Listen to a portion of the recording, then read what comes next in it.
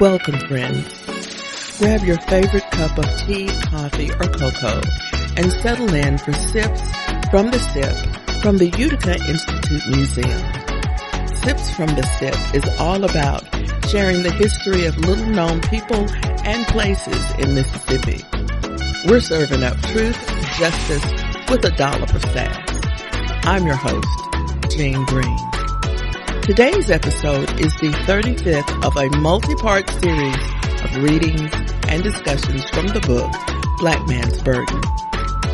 William Henry Holtzclaw was born in 1874 and raised in rural Randolph County, Alabama, to sharecropping parents. The Tuskegee graduate founded the Utica Normal and Industrial Institute for the training of colored young men and women in Utica, Mississippi in 1903, making it the first little Tuskegee to be established in Mississippi. The Black Man's Burden, the autobiography of William Holtzclaw, published in 1915, made him one of the first black men to publish a book in Mississippi. Chapter 18 covers Holtzclaw's account of the situation of the races in his area, as well as his correspondence to government officials. Thank you officially, Brandon Forrester, for joining me to discuss Chapter 18. And for my listeners, Brandon is with Media Justice, which is formerly the Center for Media Justice, and he is the national organizer for internet rights and has a background in education, which That's makes right. you perfect for Chapter 18 of Black Man's Burden. And I think first thing I want to do before we actually get into deep discussion of Chapter 18 is for you to kind of give me your take on what that chapter was and who it looked like Holtzclaw was at this point. Yeah. Well, structurally, the chapter is, I feel like it's kind of about two different issues that Holtzclaw is writing letters about, but really, they're essentially about the same thing. Essentially is saying, and he's really explicit in the letter and in the chapter in saying, well, let me take a step back. The first thing that he says in the chapter is despite all of its richness, the South is being left out because the Black population is being neglected. Yes. Yeah, so that's the core of what it's about. And the two kind of examples that he works through, or the two kind of specific instances that he talks through and uses these letters, are highlighting the ways in which who has the power to make all these decisions. It's not through any fault of Black folks that the state or the South or the state of Mississippi was not, able to achieve at its highest level. It was due to neglect by those in power, making choices for those who didn't have that power. And I think that's what I read the chapter as being about. When he actually said that it was through neglect. Yeah. In that chapter. And as I have read through the book, sometimes parts of it are hard to read. Yeah. And sometimes because my understanding of what he had to do to get his point across that's right. doesn't jive with my 2024 sensibilities. Sometimes right. I have to stop and go, okay, wait, what's going on? And then back up and go, no, this was 1915. Right. And Jim Crow was in serious power. Right. And so he had to tread lightly. That's right. To say what he needed to say. And I think of him as being real cutting edge on a lot of things in his own 1915 way, doing things that we need to be able to figure out how to do today, advocate and whatever. But I agree with your earlier statement before we started that he was really radical. Yeah, I think so. Yeah. So when you talk about the issues, he starts out talking about the agricultural schools. Right. And how they were building white ones, agricultural schools for white kids, but they weren't building them for Black kids. Right. And there was really no urgent need they felt for them to do that. So he did something that was kind of unheard of. He asked about that and appealed to the governor. Right. He wrote the governor of the state of Mississippi. Yeah. And I'm just really glad that he wrote this governor, because we've had governors. Yeah. And I think the one that came right before this guy, Barterman, I don't know Mm. if I'll have to see how his connection was with him, but Yeah. this man actually did answer him at least. Yeah. But what do you think about the tone of the letters? Yeah. And Yes. can you speak to how you felt about that? Yeah, I mean, I think there are two ways to read it. There, you could read it on its face, the words that he's saying, even when he talks about what it looks like for the state of Mississippi to be only funding schools for white folks. He starts that sentence by saying, there are some people outside of Mississippi who might think, I might have the quote exact. He said, but he just, and it is in the opinion in sections outside of the state of Mississippi that the Negroes in this state do not get a square deal from their fellow white citizens. So he's not saying it's not us here, but this appearances may be. But I also feel like whether you're a black person reading this now or you're a black person reading this in 1916, I think the subtext is very clear what he's saying.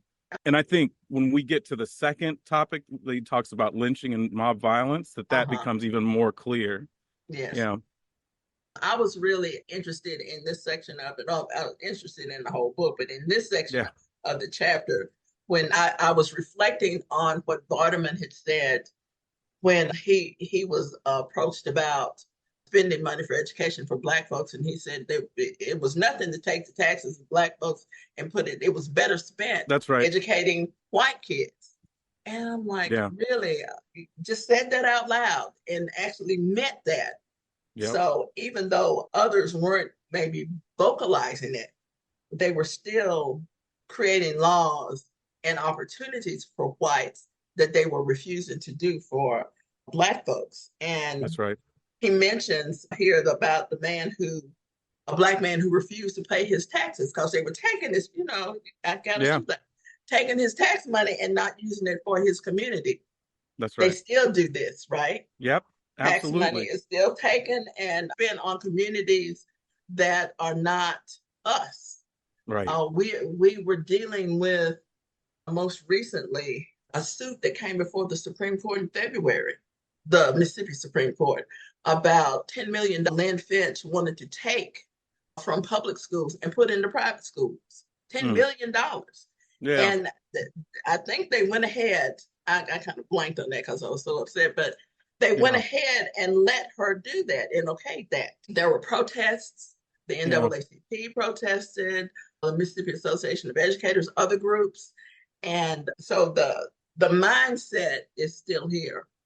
There's an interesting thing about that too, where, well, not to even mention, that's a great example, but also we can think, you could say like, at least that was still going to some kind of education that people's tax money was going to.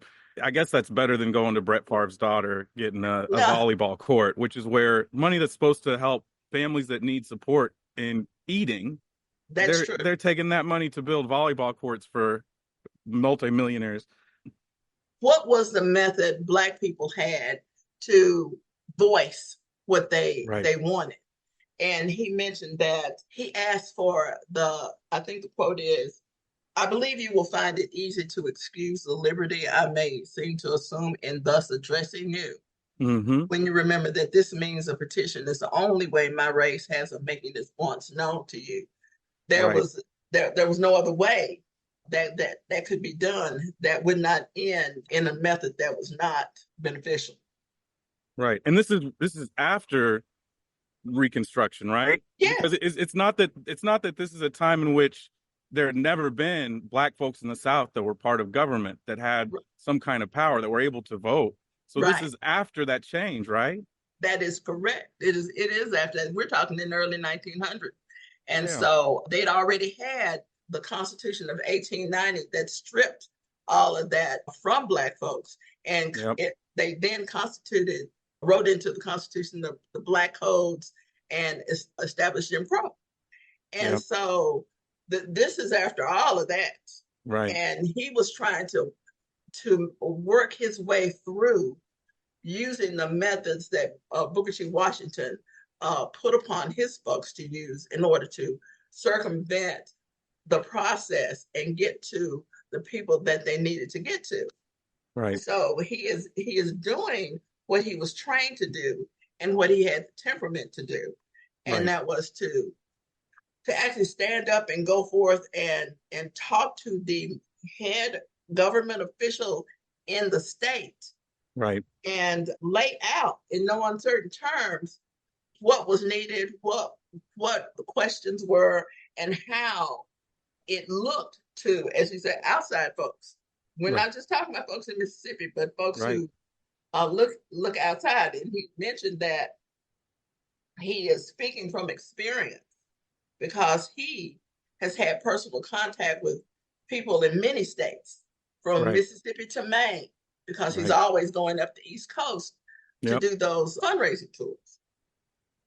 And let me just quickly mention that it's not in my chapter here that we're discussing, but he talks about that and says, you know what? If anybody should get credit, the most part of credit for this school, it's Mariella. She's the one that's here, that's dealing with it when there's a crisis. I'm out traveling, having to deal with all these white folks, which is its own kind of Thing. Yeah. thing. But she's the one that has to be here to take care of this every day and to deal with whatever is coming, in the state of Mississippi. And so Right. I just want to make sure that we give her flowers too. Oh, well, I'm glad you mentioned that, because I'll talk to you after this about what we're trying to do to highlight the Mariella and women this month. Mm. Yeah. So yeah, she ran it while he was on the road 8 months out of the year. Yeah. So it was completely in her control with the executive council that they had set in place. So that included teachers and some of their children who were also teachers. So these folks are operating while he's out trying to raise money. Yeah. They're operating with no money until the money Yeah. starts kind of filtering in bit by bit. But let's move on, because I want us to circle around at the end to talk about how what he's going through at this point resonates with us today, and the things that we can glean from him to give us inspiration on how to work through some of the things that we're having to deal with today. But let's get into his letters about lynching. Yeah. Talk to me about what you saw in the letter and the response. Well, in some ways it was very similar to the letter about the agricultural schools. Now I know that this was also like a little hard to kind of read the part where, in appealing to kind of the white conscious, he talks about, I heard that there were even black folks that were lynching a black man. Yes. But really what that is that's a step in the pathway towards the line that he says later on, that's essentially like, on lynching, you better get your house in order because y'all will be next on the menu. That's not his word. His words are, it is an easy step from lynching a Negro while being applauded by white men to murdering a white man while being applauded by Negroes. He did, and that was pretty subtle. Yeah, well, I don't know how subtle that was. That seemed like that was some of the other chapters previously and things that people said to him. Him saying that in a letter to the governor seemed kind of radical, polite, but yeah, kind of radical. And I think the parallel between both is what he's saying again is he's kind of calling the bluff of saying, it's clear that you all are willing to give up the agricultural schools for everybody to keep black folks from having it. You'll let the law go, and then eventually you'll end up passing law so everybody can get it. But implement, when it actually works out, black folks still aren't getting those resources, which is still true of today. Yeah. But he also again is appealing to this idea that like, we don't have the power to change that, like you all have the power. And he says, here in the South, the white men make the laws, they interpret the laws, and they should enforce the law to the last letter, not override it, because all of the machinery of the government is in their hands. They can destroy or defend, and a black man can say nothing but look on, and it matters not what may be his opinion of the white man's sense of justice. And so every time you make a law and you fail to abide by it, so long as it's on the statute books, you've done just as much to undermine the structure of a civilized government. I hear him kind of clearly saying to me that despite the ways throughout this book that he is told that black people are ignorant, are not worthy, or not worthy of the dignity, here he's saying is, who's the actual brute who are the brutish ones, who are the ones that are uncivilized. It's the folks that have all the power to make the laws, and they still can't be civilized enough to abide. Like that, you get to make the rules, but you're not civilized enough to abide by the rules that you get to make. It's like, Right. imagine you playing, Right. you're going to somebody's house to play Monopoly, and they're like, oh, we got a special about the park, and we got special about this. Oh no, Yeah. but when you landed on Park Place, it's a different rule for you.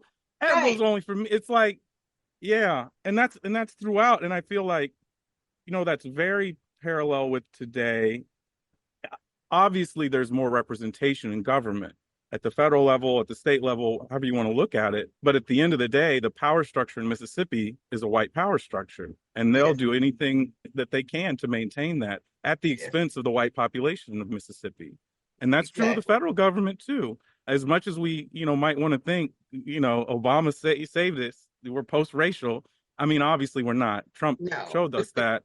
Not to be political, we're a nonpartisan organization of media justice. I'm just speaking Brandon's opinions, but it is true, and you see the way that even still, when there are federal or state laws that are passed that seem on their face like they are not going to be discriminatory or neglectful or depriving Hmm. Black folks. And that's how I met you all, right? Coming down to Yeah. Utica to learn about your experience with the internet. There's all this federal money that's supposed to connect everybody. Every household in the United States is supposed to be connected, have this money spent. But you know Right. what? There are a lot of barriers, including primarily the state of Mississippi is the one that gets to decide what to do with that. Does Yeah. it seem like the state of Mississippi is really interested in spending those resources on Utica? I hope so. We'll have to see. So Yeah. far, we don't know. There were so many. I'm going to step back for a second to Yeah. some So other quotes that were in the book that jumped out at me from this chapter. One was after he, in the letter, he talked to the governor, and then he was commenting on it, and like he didn't know what effect it had, yeah. if it had any effect, because it talks about the bill that was passed just after that letter was sent. And then he goes into talking about the lynching evil. The quote was, I think at the bottom of page 206, where he says, the same spirit that swings up a poor, ignorant, degraded Negro in the South and riddles his body with bullets is the identical spirit that dynamites a house in other sections and occasionally assassinates a high official. Mm, Committing more crimes cannot be a cure for crime. that's right. And that I underline because sometimes it seems committing another crime justify that as a deterrent to all crime. And I'm putting that in quotation marks. And another quote I noticed was the one where he says, it does not need a prophet to tell where such actions will ultimately lead. And that's when he talks about what you were talking about, Yeah. the Black folks lynching someone in Marigold. It also reminded me of earlier in the book when he had gone to a plantation up near Yeah. Yazoo, I think, and the man told them, if I told them to take you out there, they'd never see you again and lynch you. Yep. They Yep. would do right what I said. So here we have him talking about that, what you said, it was an easy step from doing that to go into Yeah. fights. And that this sort of crime is unjustifiable under all circumstances in a civilized country. Right. And that civilized men don't do so barbarous a practice. And you're Right. right, for him to actually call this barbarism, Yeah. and that anyone who does this, the context is a barbarian. Yeah. And you're right, it just goes on from there where he talks about ignorance is at the bottom of every crime that provokes the mob spirit. And in Mississippi, that mob spirit was calculated to the point that lynchings were not spur of the moment. They just got mad and they just went in and they just jerked the person out and just lynched them. No, they advertised these things. Right. Like this was a big event. Come on, Right. come on. We got 4 or 5. We're gonna lynch, and the governor says he is powerless to prevent it. Yeah. Oh, I All haven't of even this, really heard about that. He's like, I mhm, didn't know people are getting yeah, lynched in Mississippi. I had no idea. I had no idea. And it's in the Jackson Daily News and Clarion Ledger Right. and telling you when it was and where it was. And like pack a lunch and come on down. Um, he did say, though, on page 208, when it's in his letter, he says, I beseech you to open the schoolhouse door to every child, Negro child, as much for the sake of the future of your people as for mine. And if you lend your great influence to the work of helping us to better the condition of our people, he says, I pledge you the hearty efforts of 10,000 educated Negroes in this state who will see to it, as far as they can, that crime is wiped out. And there is neither an excuse or an occasion to utilize for the mob. So, as many times as I have read through portions of this book, there are always times when it seems like Holtzclaw might try to acquiesce to the folks around him. But in his communications, his official communications, he's really firmly on the side of let's do something. Let's better our people. Yeah. Yeah. And you talked about thinking of him as a radical. I feel like certainly in this chapter he's trying to encourage the state to build out this infrastructure for Black communities.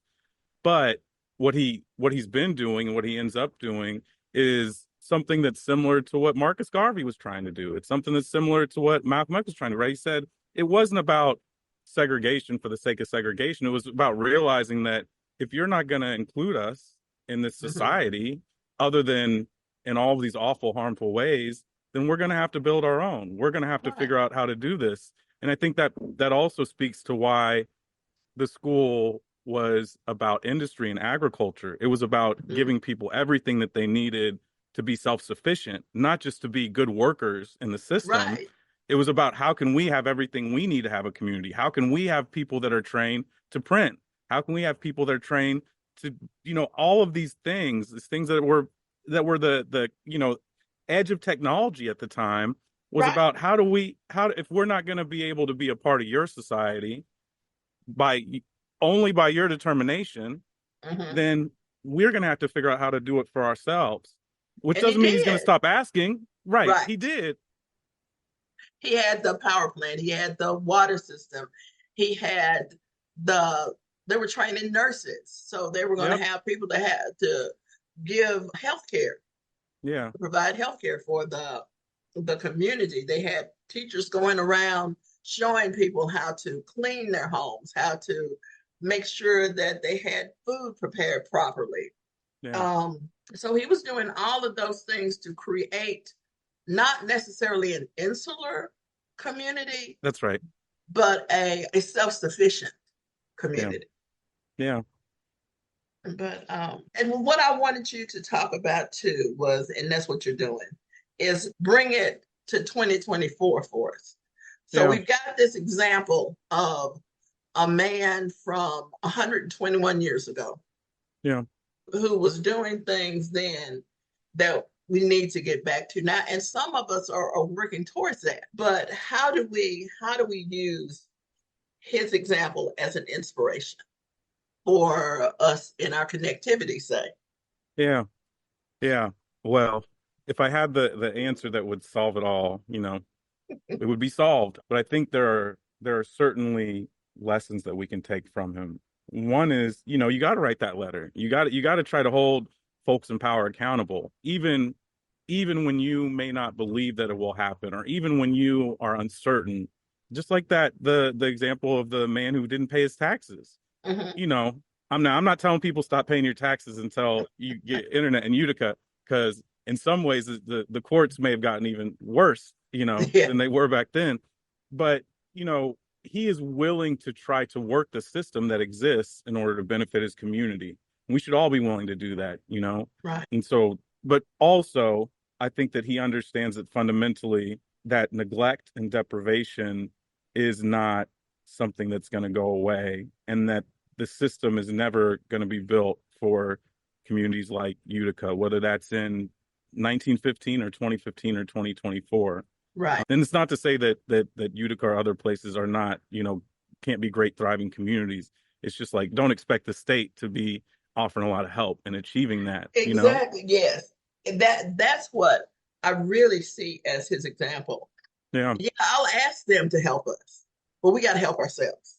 And Yeah. this is what we have to do. We have to be motivated. We have to work together. We Yeah. have to not backbite, I guess I call it, and Yeah. tear down. We need to build up not only Yeah. the structures, but each other. And efforts to do that, because he had to work against that too, Yeah. against people trying to tear him down and talk about what he was doing and how it wasn't right, and being afraid and using their fear as a shield to not do any of the work of Yep. building the community.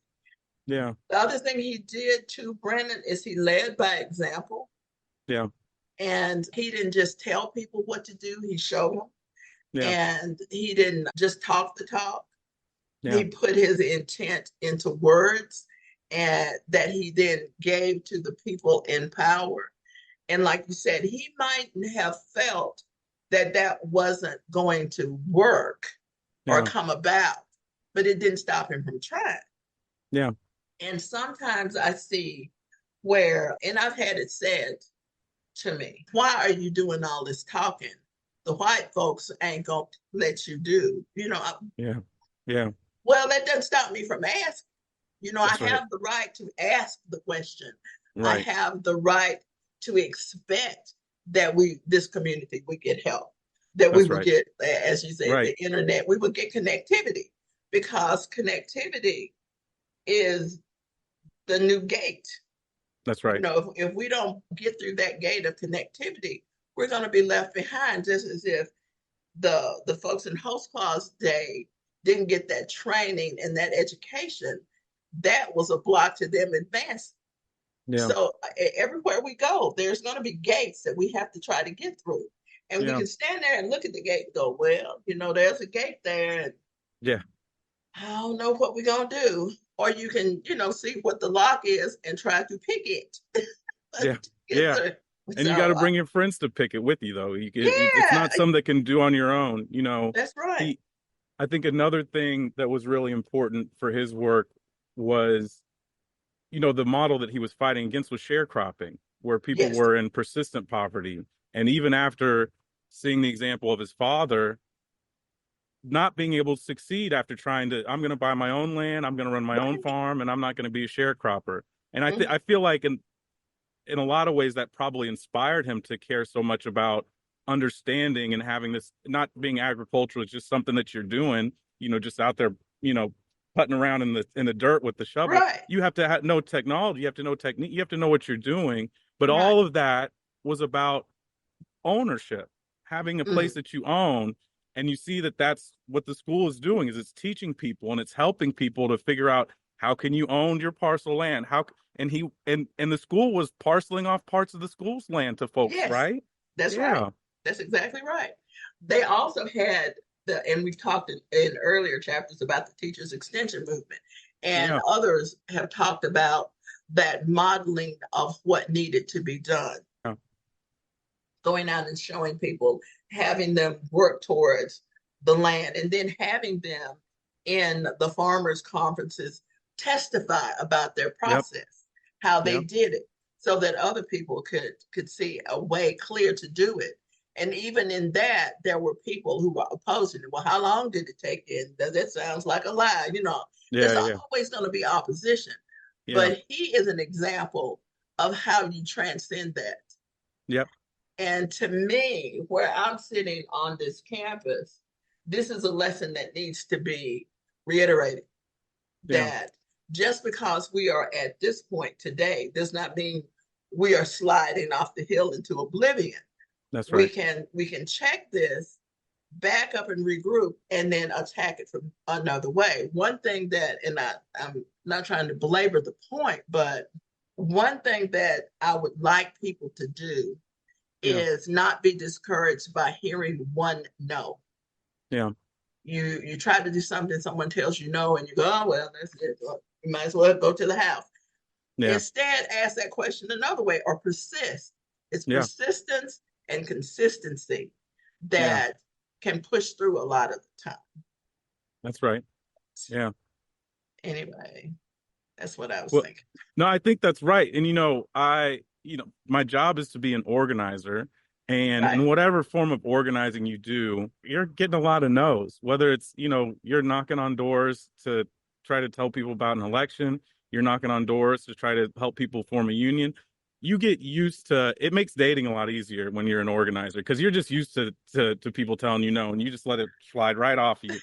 But you have to, and I don't say that as like I say that because I think what we're saying is everybody has to learn how to be an advocate and an organizer to some extent, Yes. which means that you have to be willing to, one, know what you want, and two, be willing to ask for it, and three, be willing to hear a no and figure out what are you going to do next. Yes. We all have to be willing to do that because there's a lot of no's out there for everything Yeah. that we want and everything that our communities deserve. And if we stop at that first no, we're stuck. Yeah. That's it. I met with some of the legislators, Mississippi Black Caucus, Yeah. and this was a few years ago. We were at Yeah. a breakfast meeting, and one of the legislators said, "I'm really glad to talk to you, Mm, but where are the other folks that should stand with you? Because I'm going to go down the hallway here, and there's going to be another group, and there's going to be 10 of them. Where's mm. the other folks that are going to stand with you?" And I thought, that goes back to that saying, Brandon, that says one voice makes a difference, but many voices create change, That's right. right? Right. So I was like, well, it's that like that stick in the bundle of sticks. So Mm, trying to get folks to understand that sometimes you don't need 400 people. that's right. If you had four Yep. or 10 or 20, sometimes when the government officials get ready to do something, it's not 20 letters that do it. It Yep. may be three. And they go, Yeah. oh Lord, I've got all these people that are talking to me about this. It's Yeah. three voices. Yep. So I think sometimes we think we have to have a cast of thousands behind us. We Yeah. need the potential of the thousands, just like Holtzclaw said, he had Yeah. 10,000 educated Negroes. Yeah. But I think if we start with three and then six, and then, and it grows exponentially that way. But you got to Yeah. start. Yeah. And And that's what Holtzclaw did, right? Like he yeah, throughout the whole all the chapters leading up to this are him finding that one person, that next person, that next person. And you never know who is going to be the banker that says, "Okay, you know what? I'm going to trust you and I'm going to give you you're not even going to have to just pay me back. I yeah, don't care when, there's no interest." yeah, You got to ask all those people. But what he was doing along the way wasn't just finding that one person that would help. He was finding all of those people that believed in that vision and all of those people that were willing to work with him. And it mhm, took it. I don't know if he would have been able to do it if he wasn't traveling around 8 months a year. If he was right, just staying in the state of Mississippi, asking folks in Mississippi, it may mhm, not have been possible. Not that there weren't folks in Mississippi that were right, helping, but when he talks about folks in Ohio and folks in right, California and folks in New York, and of course that leads up to what is not in the book later on with the Jubilee Singers, where they're traveling all around, and again, that was not about the school having an entertainment act just to show off how cool we are. That was right. organizing, right? Exactly, exactly. It's interesting that you bring the Jubilee Singers into it and all the other aspects into it. When Holtzclaw died, all of that stopped. Wow. And it was not able to, the school was only able to sustain itself for 3 years after he died. Mm, mm. So, yeah, there was nobody going out and doing the things that he did to bring in not only the money, but the attention to the Yeah. school. Yeah. And like he was talking about, folks outside of the state are looking. Yep. So he had the eyes of other people looking at what was going on at Utica at the Institute. Have you got anything you want to add? We're almost at the end of our time, but do you have anything you want to add to what we talked about that we didn't cover? Yeah. Well, to the last point you made about, when he passed away, it seemed really clear in the book, at least, that he wasn't like this charismatic leader that I alone. but what you just shared with me, I didn't know about when he passed away, that it was difficult to maintain the school. Is that, again, like that goes back to what we were just saying, like it's not one voice can do some, but Mhm. it takes a multitude of folks who are able to do it. And even in that, when we think about the folks that are us or in our community who are advocating or organizing, we can't do it as individuals for that reason too, because individuals might get, who knows, might Yeah, pass away, might get sick, might just get a job out of state. And, I still care yeah, about this community, but I got to go. They might get right, married and have kids, and I don't have time to be doing all that door knocking. And right, so it's not just that we need to have a lot of people or a handful of people just so that we have more voices and so that we can be that bundle of sticks instead of that twig, but also right, because we need to have backup. We can't just be individuals that are holding all those relationships. And so right. I don't know if that means maybe Mariella should have gotten one year, she got to travel and visit all the people and he had to stay, or so we I got to don't make sure know. that folks, and this is what this is what I would share that I've heard. I think I'm maybe one or two podcasts behind on the interviews, but Mhm. I know that something that I felt come across clearly from all of the folks that you spoke to earlier. You talked a lot about when I first got here and how they showed you, and they showed you this, how important that was, that we have the same for each one teach one. Like Mhm. it can't just be that you figured it out and then you got it figured out. Right. You have to bring people with you. And I feel like when I was in Mississippi, that is something that I heard a lot, that there are people that don't just stand in like this kind of philosophical lineage. Like there are people that, you know, I talked to this wonderful person, Miss Alita Fitzgerald Mhm. in Jackson, who was with the Children's Defense Fund and the Mhm. Southern Rural Black Women's Initiative. And she just is able, she can go through and tell you to the line, like, what leads between Fannie Lou Hamer and her. And then Uh-huh. she can tell you who are the next three people that are in line. And it can't just be like the line of individuals, but the point is that you always have to have other people bring along, because when Holtzclaw passed away, you needed that next person that was Yes. there, Yeah. and but that really stood out to me in listening to the earlier episodes of this podcast, just how much that was an important part of you being where you are today, Yes. that there were people that took you, and they didn't just say, well, I hold this, like I'm the Holtzclaw expert, you don't need to worry about that book, I'll let the students know about that. They said, no, Yeah. let me show you and open you to this and this and this. I Exactly. just appreciate in those episodes you all sharing that kind of, that personal story of you all too. Yeah. Yeah. And thank you for that. The one thing I was writing down that you said had to do with vision. It's not just the one person, but there needs to be a vision that's shared and that That's folks right. understand and that they buy into. And Yep. once they buy into that vision, then they are able to help spread it and Yeah. advocate for it. And one of the things that Dan and I work towards, especially, is sharing the vision of what this community, this school can Yeah. do, and how it is integral and interwoven with the community that it sits in, That's right. and how it not distilling the vision that Holtzclaw had in 1915 and whatever, and expanding it for the time and the Yeah. location.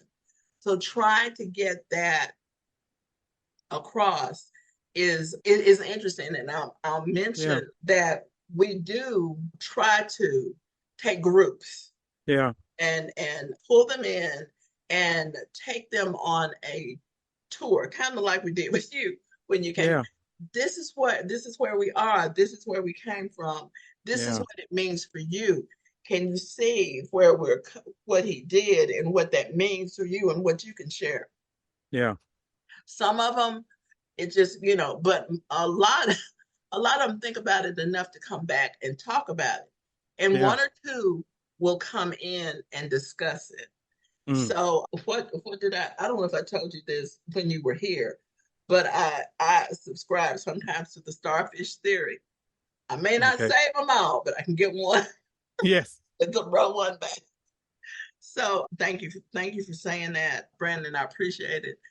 I also appreciate you agreeing to talk to me today and Yeah. share your expertise. And I want everybody to know that you are an expert and that you have come to Mississippi and found family and home, and you're welcome to Yes. come back anytime. In fact, we look Yes. forward to you coming back. It'll So, be great. Brandon, thank you so much, and have a good rest of your day. Thank you. You too. Thank you for tuning in for Sips from the Sip. Join me next time for a reading of the final chapter, Chapter 19 of William Holtzclaw's Black Man's Burden. This program is supported by donations from our listeners. If you enjoy learning about the history of William Holtzclaw, the Utica Institute, and Mississippi, consider donating. To support Sips from the Sip and all the work at the Utica Institute Museum, visit our Patreon at patreon.com/Utica Institute. Until next time, this has been Jean Green coming to you from the heart of the Sip.